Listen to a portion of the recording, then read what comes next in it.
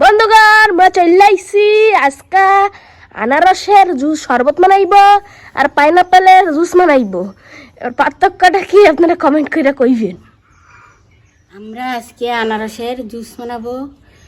আনারস আর এর ভিতরে লেবু দেবো।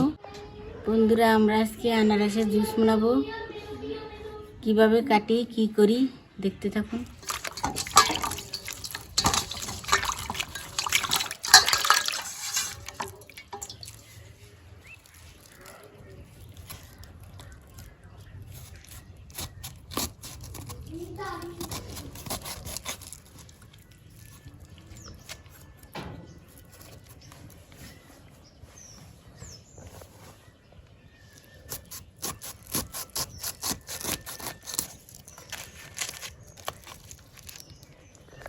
যে গরম পড়ছে বন্ধুগণ, সাথে আনারসের জুস খাই একটু রিফ্রেশ পাবো, এর লাগে আনারসের জুস বানাইতেছে।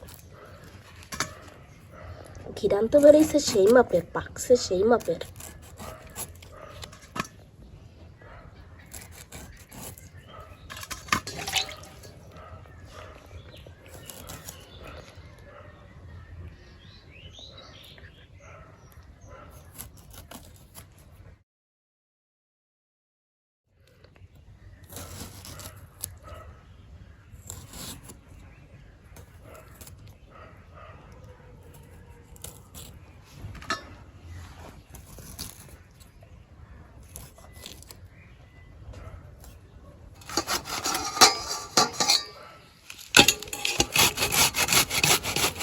গ্রাম্য পদ্ধতিতে মোরা আনারসের জুস বানাইনি, ভিলেজ স্টাইল, বুঝছেন?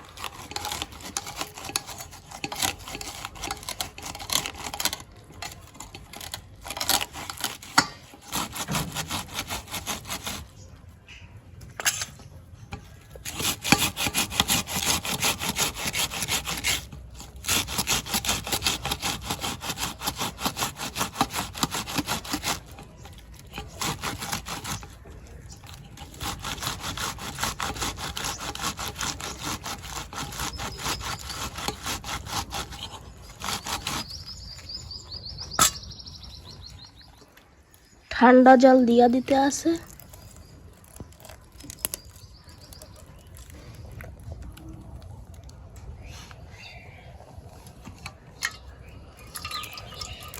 এভাবে ছেঁকে ছেঁকে নিতে হবে, ছেঁকে জুসটাকে বের করে নিতে হবে।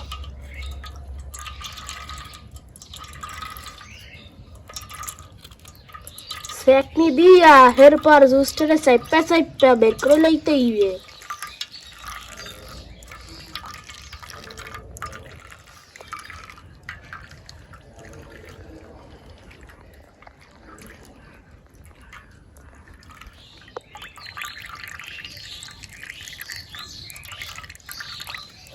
একটু বরফ দিয়ে দিয়েছি, এরা একটু লেবুর রস দেবো।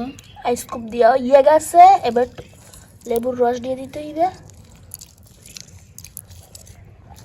দিয়ে দিলাম, বিট লবণ দিয়ে দিতে আছে।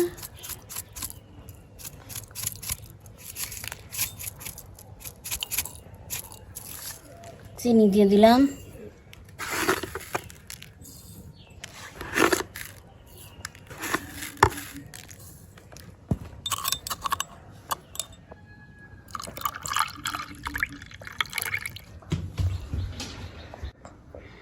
বন্ধুরা আমাদের আনারসের শরবত তৈরি করা হয়ে গেছে। গরমে খুবই আরাম দেয় এই শরবতগুলি। কেমন হয়েছে? খুবই ভালো, ভালো লাগলে লাইক আর সাবস্ক্রাইব করে দিন।